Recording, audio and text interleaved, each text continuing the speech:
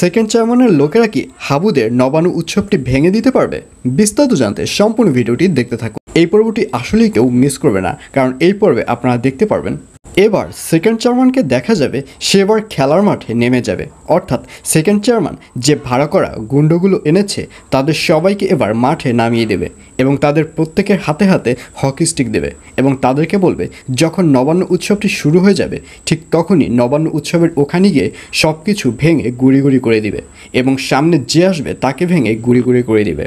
আর এইসব প্রিপারেশন নিয়ে এবার সেকেন্ড চেয়ারম্যানের যে ভাড়া করা গুন্ডারা রয়েছে তাদেরকে দেখা যাবে তারা নবান্ন উৎসবের দিকে রওনা করবে। আর অন্যদিকে হাবুদের নবান্ন উৎসব অলরেডি শুরু হয়ে যাবে।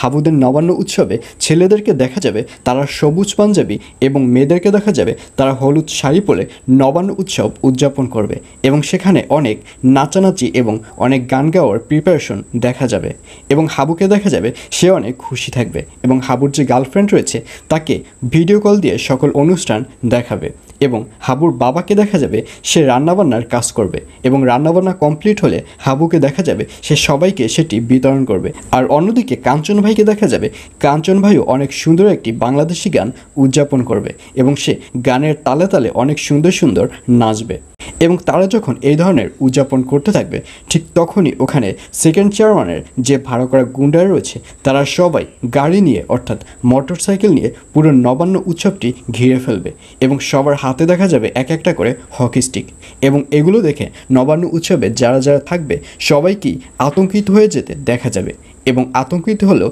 তারা কেউ কিন্তু ভয় পাবে না।